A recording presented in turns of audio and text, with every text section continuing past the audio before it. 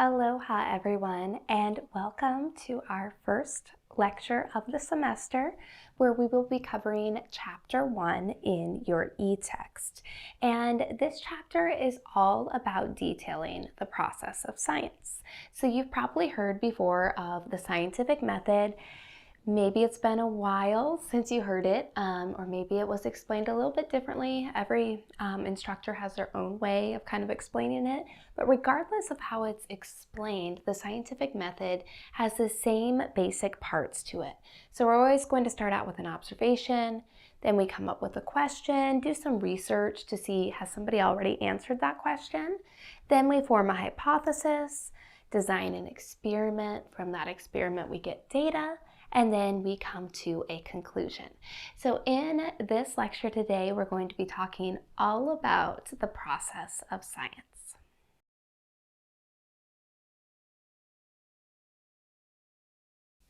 And in each one of my lectures, we're going to start off with a learning objectives slide.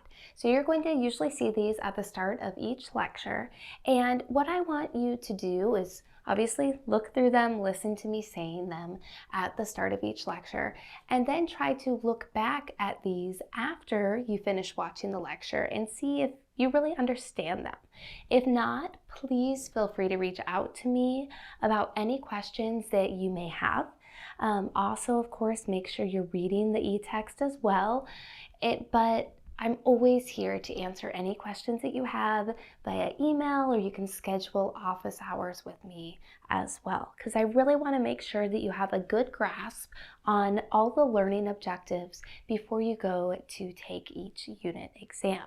So the learning objectives for chapter 1 are first off to be able to explain that science is a process in which scientists conduct carefully designed studies to answer questions or to test hypotheses. Secondly, to understand the different factors that influence the strength of the conclusions of scientific studies.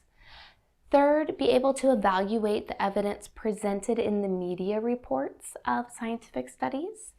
And fourth, learn how to apply the scientific process to make important decisions about human health. So those are our learning objectives for this lecture. Let's go ahead and get started.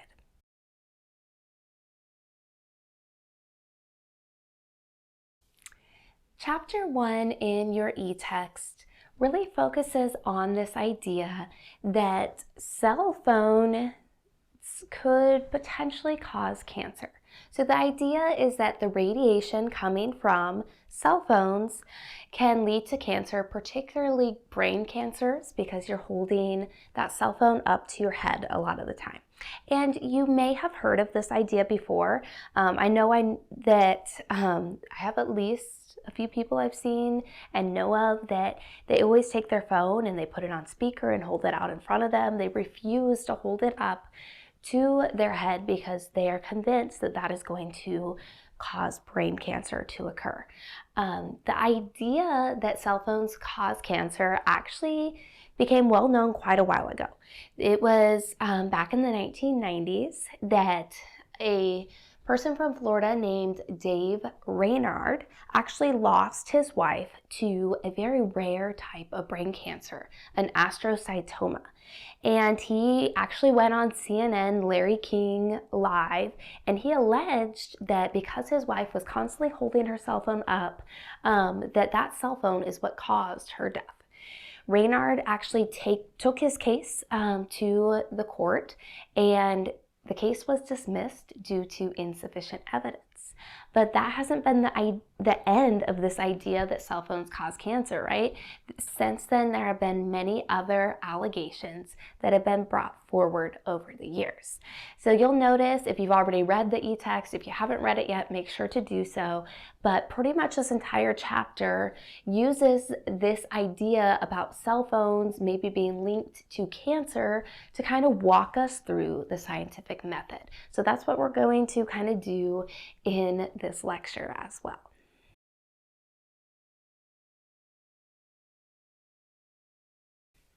So what exactly is science? Well, science is essentially a method to answer questions, and it's a process of using different observations and experiments to draw evidence-based conclusions. What I really want to emphasize here is what I put in bold, this evidence-based conclusions, because we aren't just using anecdotal facts, which we'll talk about on the next slide. We're not using stories. We're not using our own personal opinion. We aren't using some story we heard secondhand. We are using actual evidence. Another way to kind of think of science, and it might be part of the reason why I love science so much, is that it's basically just a way of knowing. It's a way of figuring stuff out by testing it and researching it. And it kind of makes me think of my 6-year-old son at the moment, who has all these questions about every little thing, and questions repeated over and over. That curiosity, that constantly wondering, why is something like this? What would happen if we did this? That's kind of what science is. It's a way of trying to understand the world around us.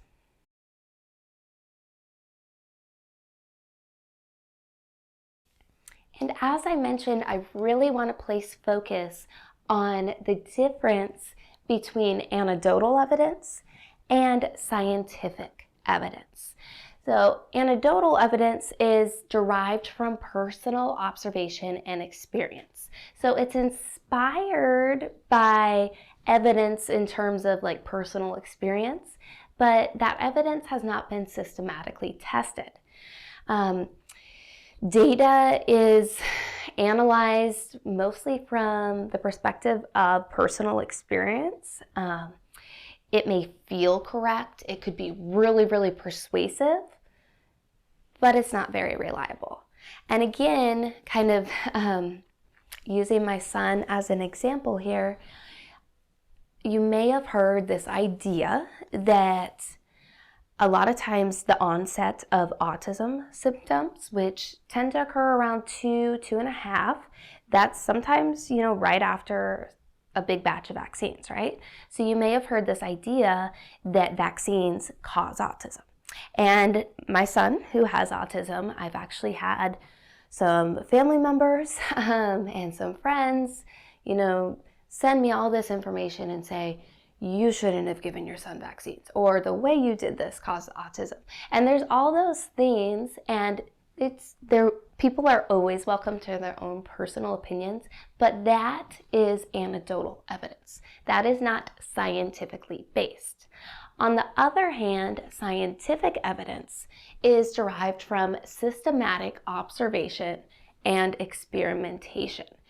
So this involves the examination of hypotheses that are testable and falsifiable, which we'll talk about in just a little bit what exactly that means.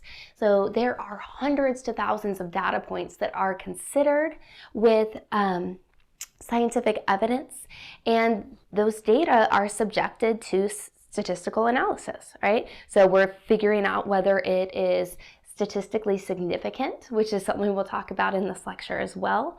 We're seeing how likely it is that this isn't just due to random chance, is what we're dealing with statistical significance. We also have, generally with scientific evidence, it has to go through the peer review process. If you haven't heard of the peer review process, you probably at least heard of peer-reviewed articles, right? Because usually if you're writing a paper, your instructor is pretty specific that they must be peer-reviewed articles, meaning they're coming from a reputable journal. So peer review is the review of an article by experts in that field before publication. And what this does is it really ensures that the authors have appropriately designed and interpreted their studies.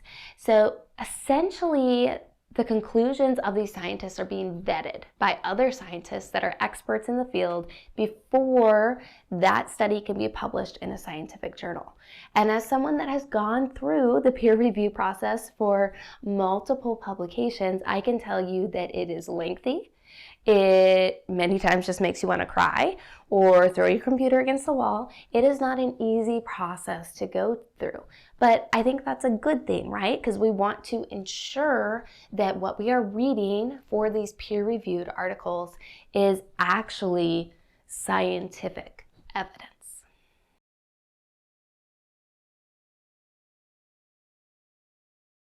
So when we talk about, again, what is science, really this deals a lot with the scientific method that I introduced on our title slide.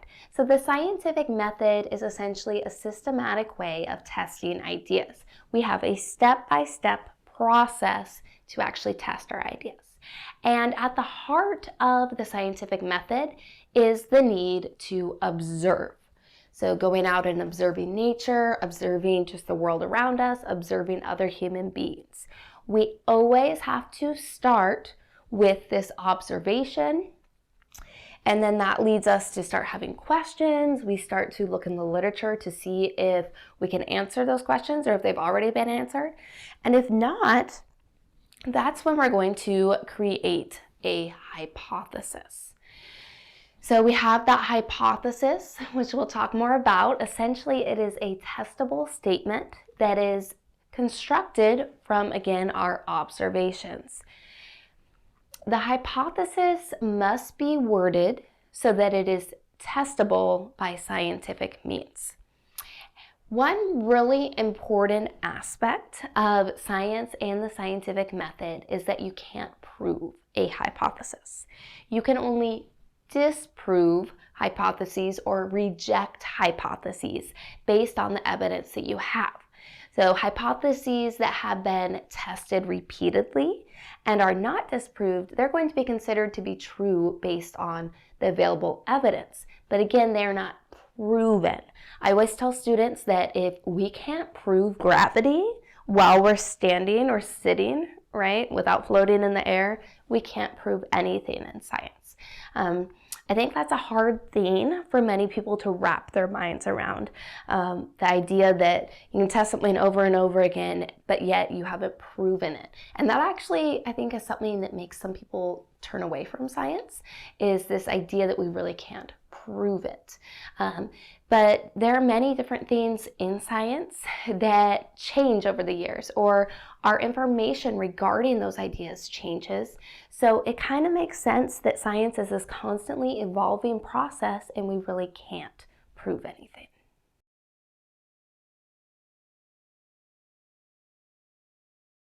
We always start, again, with our observation, and then that kind of leads us to ask a question, do some research, see if we can find the answer, and if not, that is when we are going to construct our hypothesis. What exactly is a hypothesis? Well, it's a statement that might be true. It might not be, but it might be true. Often you'll see it posed as an if-then statement. So if I am on Earth, then gravity will keep me from floating in the air. Or if I do not do my homework, then I will fail the course. Generally, we use kind of that if-then phrasing. It's not a necessity to use that as phrasing. In fact, I know some instructors really don't like that phrasing, but a lot of times you're going to see that as kind of the definition of a hypothesis. So a hypothesis must be two things. It must be testable. So what I mean by testable is that it must be supported or rejected by carefully designing experiments or even non-experimental studies. It must also be falsifiable. So it can be ruled out by data. So in other words, you actually can show that it is not true. So if you were to think of kind of something really out there, like if I eat a bunch of cabbage, I will fly into space and never return to be seen again. You know, like something crazy, right? Something that you couldn't actually test, because if somehow you were, you know, able to get into space, which doesn't really make sense, we really can't test that. It's just kind of one of those things. It's not really a good hypothesis. We want our hypotheses to be essentially, like I said, testable and falsifiable. So the reality is that not all explanations are going to be scientific hypotheses. An explanation that cannot be tested or refuted, that falls out of the realm of scientific explanation. And I'm really struggling to kind of come up with some examples of things that just really are not hypotheses because we cannot test them. But you've probably heard of things before that just seem a little out there, and it's like, there's no way that we could actually test that. So that would not be a hypothesis.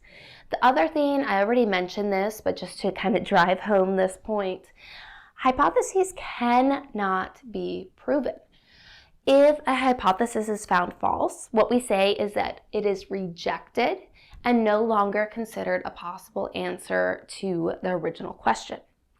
If the data supports the hypothesis, it will be accepted, but we're going to keep testing. We're going to keep kind of working on that, getting more data, and we're going to accept it until data and testing show otherwise. What happens then is that hypotheses are tested again and again and again, so that incorrect hypotheses are quickly weeded out and discarded. Something else that generally happens is, say you have a hypothesis, which a good example is actually shown in chapter 1 of your e-text. So that idea I kind of put on the last slide when we were talking about constructing hypotheses, that a hypothesis dealing with cell phones and cancer could be that cell phone radiation can cause brain cancer. Or if we were to put that in an if-then statement, it would read kind of something like, if I use a cell phone every day, then I am more likely to develop brain cancer.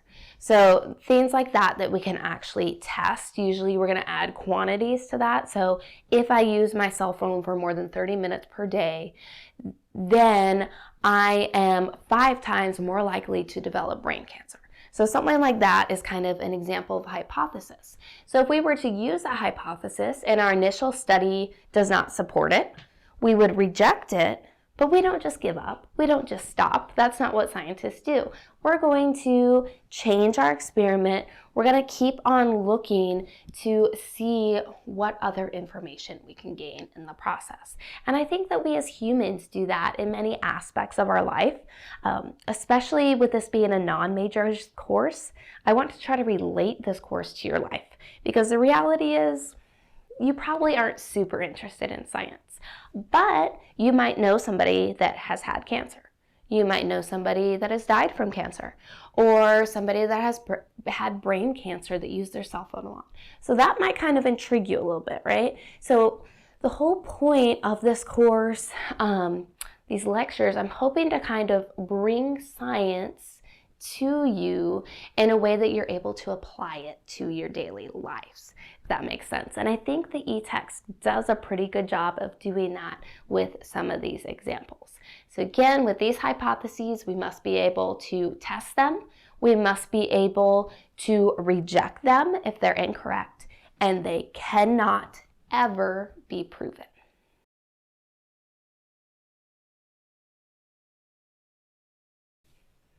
Just to recap, we are going through that scientific method, right? So we have our observation, we then constructed our hypothesis. What's next? Well, we have to test the hypothesis, right? And we are going to test hypotheses using experiments. Hypotheses can be tested using experimentation. And an experiment is essentially a carefully designed test. The results of an experiment are either going to support or reject a hypothesis. So if, for example, down here I kind of shifted gears from our heavy topic of cell phones and cancer to put something with the marine realm, since we're in Hawaii. But if a researcher wanted to study the effects of temperature on mussels, they would acquire similar specimens of mussels from different locations. And you kind of have 2 options when you are doing experiments. You can either do a natural or observational, often called a field experiment. So that's what you see over here on this side of the slide. So if we wanted to test the temperature, we would find a warmer site and a colder site, and we would look at the muscles from the two different sites to see if it affected their growth or if it affected their numbers. What do you see being the problem with this field study? We don't have as much control, right? There are a lot of variables, which we'll talk about as well in this lecture, but we can't control any of these other things. We can't control their food, their water quality, their disease, and other unknown factors. We only know the difference between the temperature. But the advantage of a field study is that it's actually in the natural environment, right? We're not changing the conditions, which could create bias. The other option for an experiment is what we call a controlled experiment. Usually this is known as a laboratory experiment.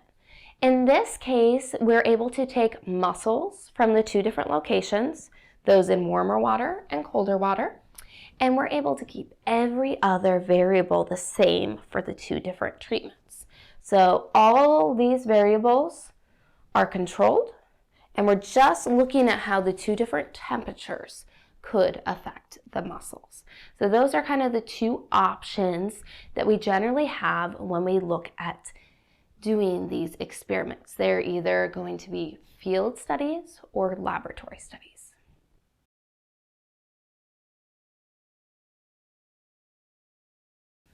Talking a little more about testing the hypothesis. So for example, if going back to that kind of story from your textbook, if we wanted to look at cell phone usage and cancer, we would try to measure the effects of cell phone radiation on, say, rats and mice. So we could do a laboratory study on rats and mice, much more ethical, right, than exposing humans to different types of radiation, and we can see how that affects the rats and mice. We can look for tumors, different types of cancer, and that could potentially show us what could happen in humans as well. So when we design these experiments, we're going to have two different groups generally. You have an experimental group and a control group. Your experimental group is going to experience the experimental manipulation. So in this case, the experimental group would be those that are actually exposed to cell phone radiation. Whereas the control group experiences no experimental manipulation. So if you think about it, why do we even have this control group? What is it? How is this helping our experiment? Well, that control group is a basis for comparison, right? We will always have a control group, or at least a good, solid experiment will always have a control group, because we need to know that what our baseline is, and we need to know that it's not just something randomly happening in all the population, right? We need to have this control group as a baseline to compare our results to.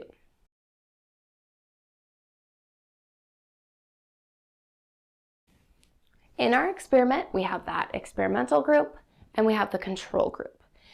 And the experimental group is going to experience what we term the independent variable. So this is a factor that is being deliberately changed in the experimental group. I like to tell students that independent, think I manipulate. So it's what you are changing in that experiment. So in this case, we are manipulating that cell phone radiation, right? We also have control variables. These are just variables that really aren't affecting the experiment. We're controlling for them, we're keeping them constant. And then while the experimental group experiences the independent variable, our control group is going to receive what we term a placebo. So a placebo is essentially a fake treatment that mimics the experience of the experimental groups. A lot of times in drug studies, the placebo will be sugar water if it's an injection, or it will be a sugar pill if it's different types of pharmaceuticals, right? We have what's termed the placebo effect, and this is the effect that is observed when members of that control group display a measurable response to placebo because they actually think they're receiving a real treatment. There's something in our brains that if we are, we know that this study is going on and we're in that study, we know that somebody's getting the pill.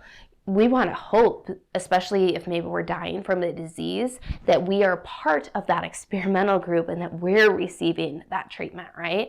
So our minds just kind of play tricks on us. They make us think that we are receiving a real treatment, even if it is just a sugar pill. So something that's really important about these experiments is making sure that they are blind studies, particularly double blind is the best way to go. So a blind study is where the participants don't know whether they're receiving a placebo or the experimental drug, or whether they're receiving the placebo or the independent variable, right? A double-blind study is where neither the researcher or whoever is conducting that experiment or the participant, nobody knows which treatment the individual is receiving. So whether it is the placebo or the actual treatment. So it's really important kind of to have solid scientific results from experiments to make sure that the participants don't know whether they're receiving the placebo or the experimental treatment. We have one more type of variable that I haven't mentioned, and that is the dependent variable. This is the measured result of an experiment. So in other words, this is what you are looking for. This is what you are quantifying in an experiment. So in the case of cell phone usage, what you would be measuring here is you're manipulating. Independent variable is that cell phone radiation, right? Dependent variable, what you're measuring is the occurrence of cancer, right? You're wanting to know, okay, did that cell phone radiation result in cancer in the experimental groups?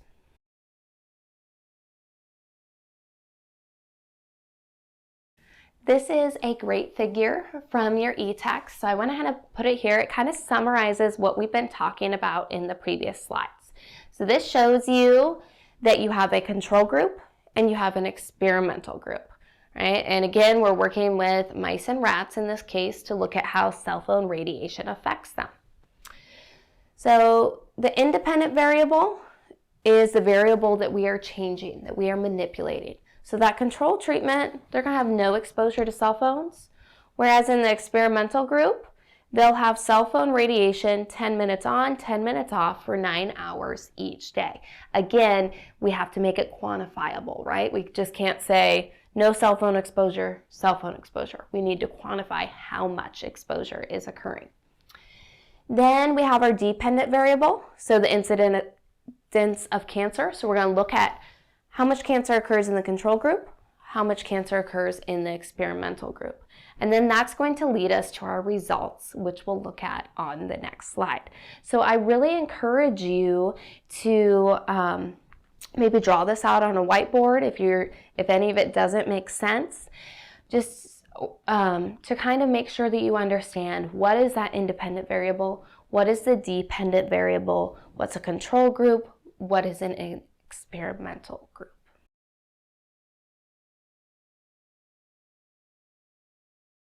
Then we get to the results of our experiment, and this was at the bottom of that previous figure, but you can see the results from the data, and this was an actual study.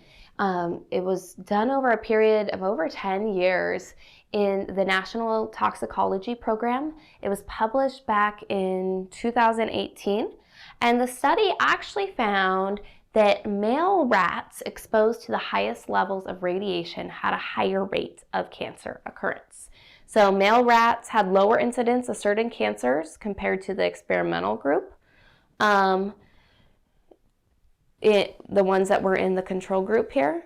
So male rats in the experimental group had a higher incidence of cancer. So the conclusion that we draw from that is that cell phone radiation increases the incidence of certain cancers in male rats, but not in female rats. And of course, there were a lot of other pieces to this study. One thing that your text message mentions that they found is that the control rats actually died faster than the experimental group of rats. So something about that radiation seemed to help them live longer, which was kind of an interesting thing. Not many, but at least some scientists really refuted the study as well. It was a big, it brought a lot of attention in the news. Of course, makes sense, right? Because how many of us don't use a cell phone on a daily basis? But again, this is just one study, right? So the idea is we keep on doing more and more studies so that we can learn more.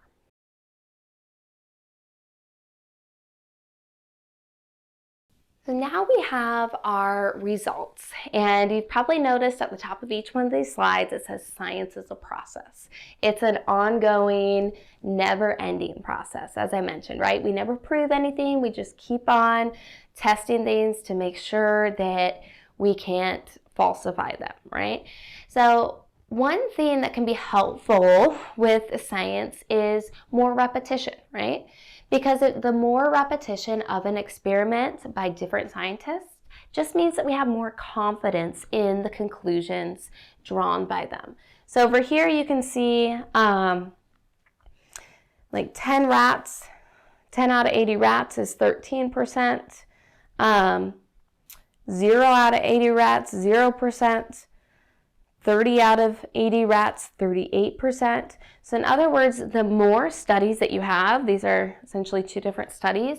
If we had 100 different studies and we found that, once again, the male rats exposed to radiation seem to have a higher incidence of cancer, and multiple studies are showing that, that gives us more confidence that that's actually a thing, right? That there actually seems to be a linkage between cell phone radiation and cancer, at least in the male rats.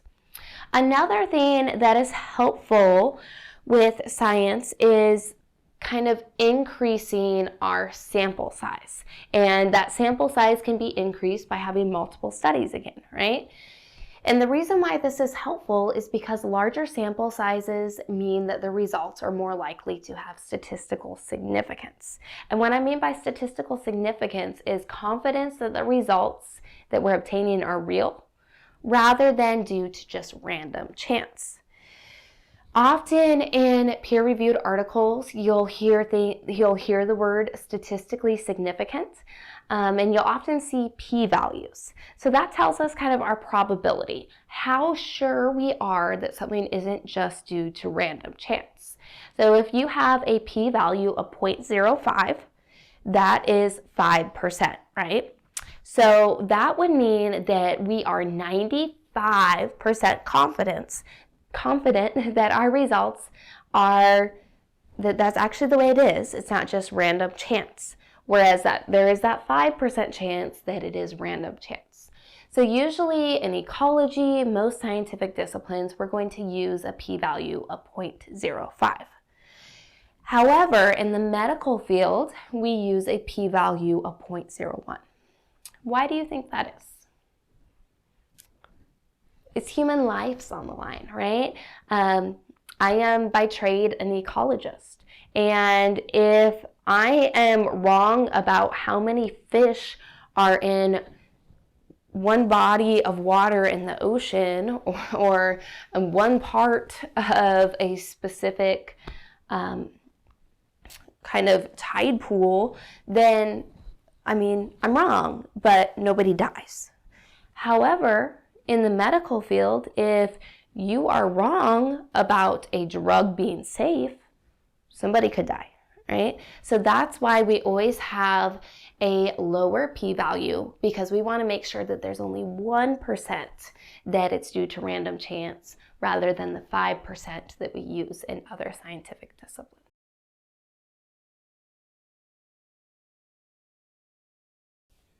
The other term that I want to make sure that I clarify in this lecture, we've already talked about hypotheses, but that kind of leads us to what exactly is a theory? Because you've heard of theories before. Many times I hear people using the word theory wrong. They'll tell me, I have a theory that it's going to rain tomorrow. Or I have a theory that because of the construction on this road, there is going to be way more traffic going down H1 today. So those are not theories. Those are essentially hunches. When we think about everyday language, a theory can be likened to a hunch. In everyday use, it just kind of means that you suspect something to be true. You suspect that something's going to happen. And that's kind of what's shown down here on the left side. This is your everyday theories. You've probably heard the one, if you carry an umbrella with you, it's not going to rain, right? Or the freezer is the safest place to keep your valuables.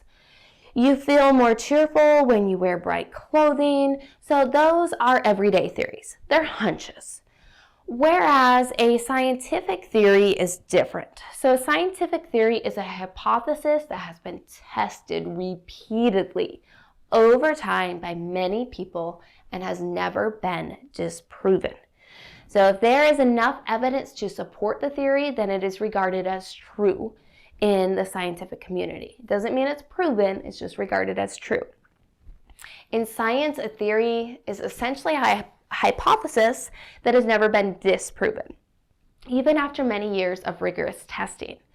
A hypothesis that continues to hold up after many years of rigorous testing can be eventually considered a scientific theory. When you think of scientific theories, some of the big ones would be the theory of gravity, right? The theory of evolution by natural selection, right? That would be another one. The cell theory, something that we'll be covering this semester in lecture. So all of those are scientific theories, very different than our everyday theories.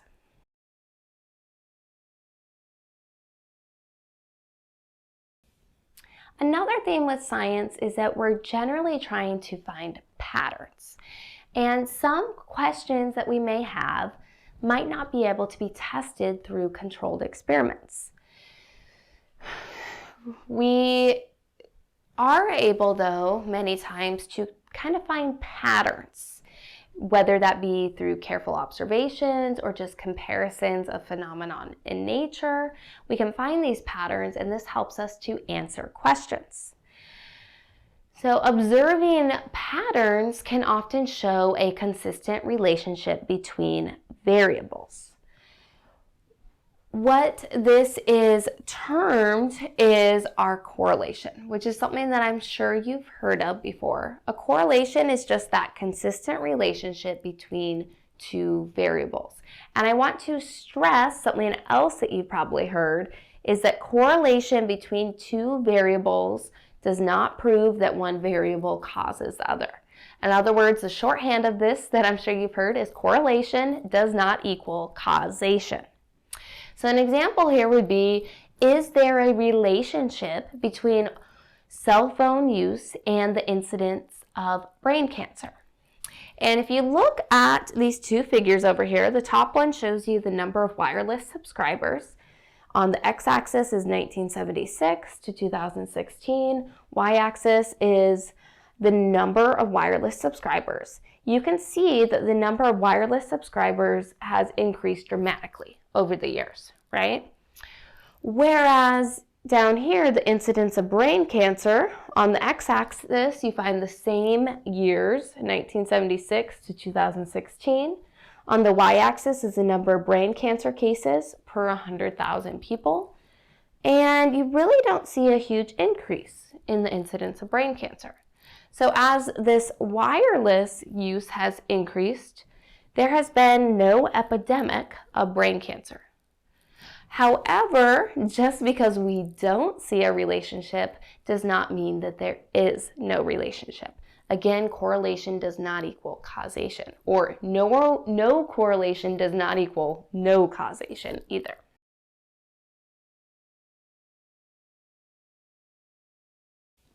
we can apply this correlation does not equal causation to many different things in the world. One thing you've probably seen is that we know, say, education, the amount of education you have and your income are often positively correlated. We do not know, however, if one caused the other. It might be that having more education causes a person to earn a higher income. It might be that having a higher income allows that person to go to school more and obtain a higher education. Or it could be another variable. So even though we know they're correlated, we don't know if one caused the other. Same thing kind of here with this infamous graph that I'm sure you've seen and you'll see more of when we talk about climate change. This is showing you temperature anomaly versus CO2 concentration. Years on the x-axis from 1900 to 2010. And then on the y1 axis here, this is the annual temperature, and this blue line here is showing you kind of the change in temperature over time. Over on y2 axis is CO2 concentration in parts per million. And so you can see that red line is consistently increasing, right? So you can see temperature is kind of going up over time, but it's varying a little bit, right? It's kind of doing some dips and peaks, whereas CO2 concentration is pretty steadily increasing over time. So is it that this increase in CO2 concentration is causing the temperature to increase? Is it the temperature increase is causing the CO2 to increase? Is it some other variable? All of those are possible, but we really, like I said, we can never say just because two things are related that they are causing one another.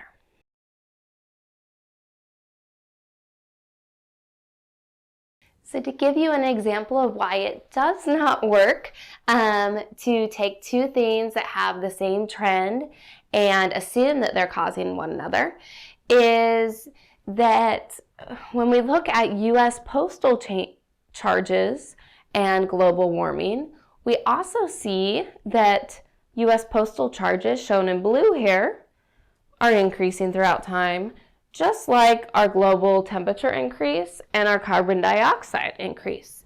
So does that mean that the U.S. postal charges are driving global warming?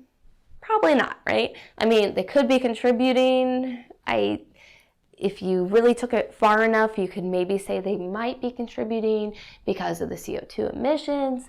But again, just because two things are increasing in the same time span, that does not mean that they are causing one another.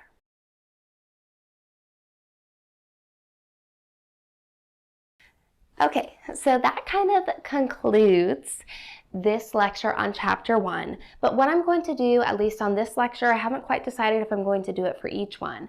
But I just wanted to, at least because this is our first lecture, kind of go back through those learning objectives that I introduced on the second slide and make sure that you understand them. So that first learning objective was, how is the scientific method used to test hypotheses? Well, we talked about that, right? Science is a process. It's a way of seeking answers to whatever questions you may have, using observations, forming those hypotheses, and then conducting experiments. A potential answer to a scientific question is called a hypothesis. We then take that hypothesis and we test it, and we can improve it, we can reject it, and we just continue trying to seek answers.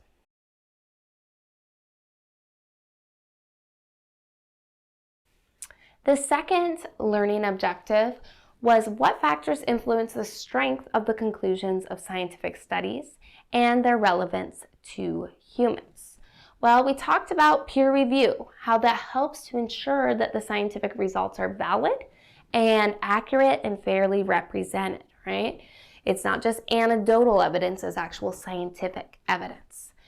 Experimental controls helps distinguish what's being tested from the other factors. Again, it gives us that baseline to make sure that the results we're seeing are due to that experimental treatment, not just due to some other variable that's affecting everything regardless of that treatment. The strength of the conclusions of a scientific study really depend a lot on the type of study, the sample size, and other factors as well.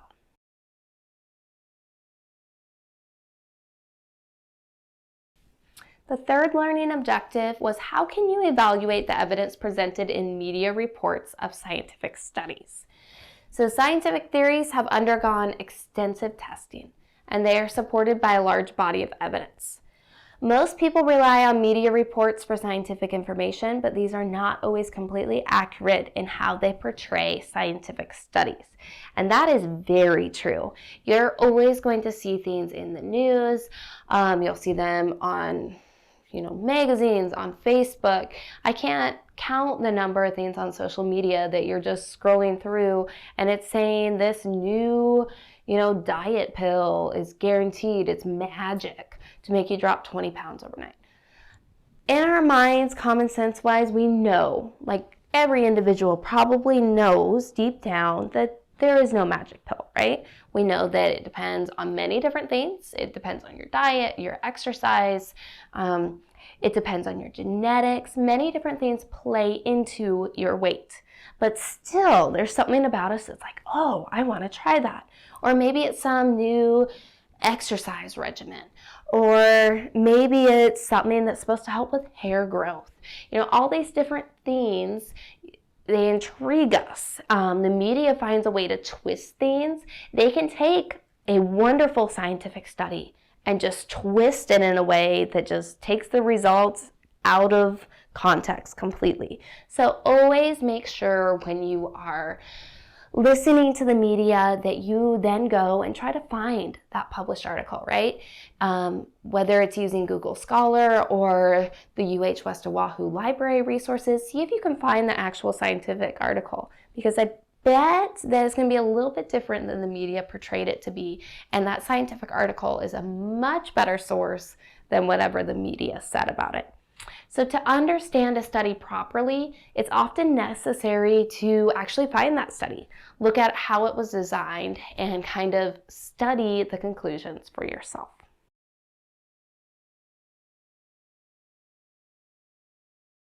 The last learning objective was, how does the scientific process help us make important decisions about human health? Well, case control studies are observational studies where people without a disease are compared to the controls. And this helps to identify the cause of the disease. So when we take independent variables such as cell phone use and dependent variables such as cancer, we see a correlation. It doesn't mean they cause one another, but it might mean that they're somehow related. So we're going to keep testing to see if we can find some sort of linkage there. Again, though, correlation does not equal causation. But in terms of important decisions about human health, maybe you read enough of those studies and you think, I know that correlation doesn't equal causation, but I don't feel like taking that chance, and I'm going to constantly put my phone on speaker, or I'm going to have earbuds that maybe they have less radiation depending on what type you're using. So different things, maybe you make certain decisions for yourself just based on those scientific studies. Again, kind of a way that you can bring science into your everyday life.